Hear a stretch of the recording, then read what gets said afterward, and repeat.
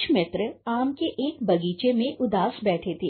एक मित्र ने कहा, कितना अच्छा होता कि हम आम होते और मजे से पेड़ पर लटक रहे होते। दूसरा मित्र बोला, इसमें कौन सी बड़ी बात है, मैं अभी लटक जाता हूँ। और वह पेड़ की एक नीची डाल पर लटक गया। थोड़ी देर बाद वह पेड़ से नीचे आ गिरा। एक ने पूछा, क्या थक गया? वह बोला, नहीं, पक गया। उसका यह कहना था कि सभी मित्र जोर जोर से हंसने लगे। उनकी उदासी भाग गई।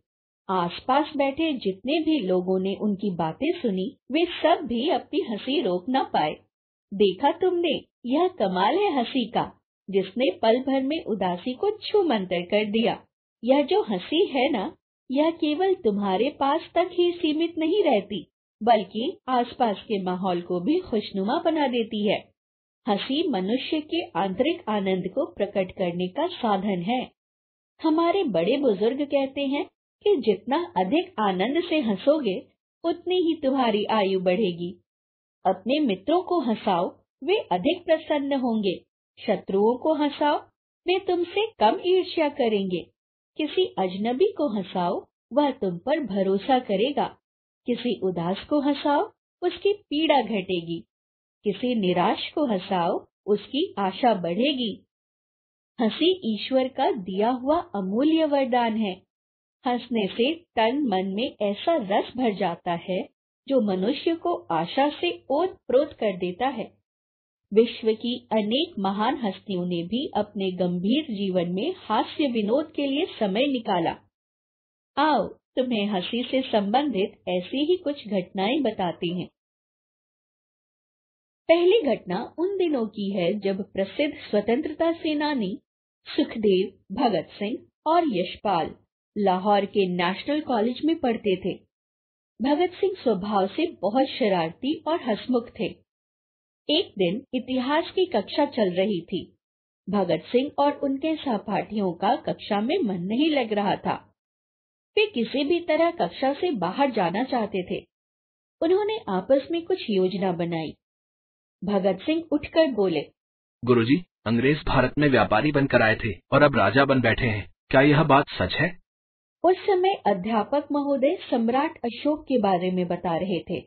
वे बोले, तुमसे कितनी बार कहा है, पढ़ाते समय बीच में मत टोका करो। उनकी बात पूरी भी नहीं हुई थी कि सुखदेव बोल पड़े, गुरुजी, पता नहीं भगत का ध्यान कहाँ रहता है। आप शाहजहां के शासनकाल के बारे में बता रहे और यह बीच में अंग्रेजों को न जाने कहाँ से ले आया। अध्यापक महोदय को क्रोध आ गया। उन्होंने सुखदेव को डांटते हुए कहा, तुम्हारा ध्यान कहाँ है? क्या मैं शाहजहां के बारे में पढ़ा रहा हूँ? अब थी यशपाल की बारी।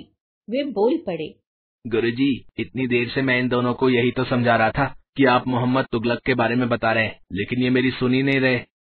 अध्यापक महोदय गुस्से से उबल पड़े और तीनों को उसी क्षण कक्षा से बाहर निकल जाने का आदेश सुना दिया।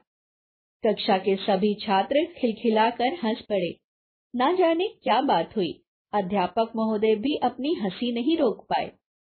दूसरी घटना अमेरिका के भूतपूर्व राष्ट्रपति अब्राहम लिंकन से संबंधित है। एक बार की बात है, एक पत्रकार महोदय अब्राहम लिंकन का साक्षात्कार लेने पहुंचे। उस समय लिंकन अपने जूते स्वयं पॉलिश कर रहे थे। यह देखकर पत्रकार ने आश्चर्य से पूछा, श्रीमान, क्या आप अपने जूते स्वयं पॉलिश करते हैं? लिंकन को हंसी सूझी। वे बोले, हाँ, पर आप किनके जूते पॉलिश करते हैं? पत्रकार महोदय झेप गए। लिंकन अपनी हंसी रोक न पाए। साथ में पत्रकार महोदय भी खूब हंसे। इसके बाद उन्हें लिंकन का साक्षात्कार लेने में बड़ा मजा आया। तो देखा तुमने, कभी कभी हास्य विनोद जीवन में परिस्थितियों को किस प्रकार अनुकूल बना देता है। किंतु यहाँ यह बताना भी आवश्यक है कि जीवन में हास्य विनोद आवश्यक है, पर ऐसा हास्य जो दूसरों को सुख दे, खुशी दे। ऐसा हास्य जो दूसरों को संकट में डाल दे या कष्ट पहुंचाए, अनुचित है। दिल्ली के भगवत धाम आश्रम में रह रहे एक बुजुर्ग ने अपने बारे में बताया कि उन्हें अपने हम उम्र लोगों के बीच रहना अच्छा लगता है। उन्होंने शादी नहीं की है। उनके बहन के बच्चे जब उनसे मिलने आते हैं तो वे उनके साथ खूब हंसी मजाक करते हैं। तब वे स्वयं भी बच्चा बन जाते हैं। वे आगे बताते हैं कि हम इस आश्रम में अपने साथ रह रहे लोगों के संग हंसी मजाक करते रहते हैं। हाँ, वे सब इतना ध्यान अवश्य रखते हैं कि कोई किसी से भद्दा मजाक ना करे या ऐसी बात ना कह दे जिससे किसी की भावनाओं को ठेस पहुंचे। प्रतिवर्ष मई माह के पहले रविवार को वर्ल्ड लाफ्टर डे मनाया जाता है। अगर हम वैज्ञानिक दृष्टिकोण की बात करें तो दिल खोलकर हंसना एक प्रकार का व्यायाम ही नहीं, सबसे अच्छी दवा भी है। हंसने हंसाने से हमारे अंदर सकारात्मक ऊर्जा का संचार होता है।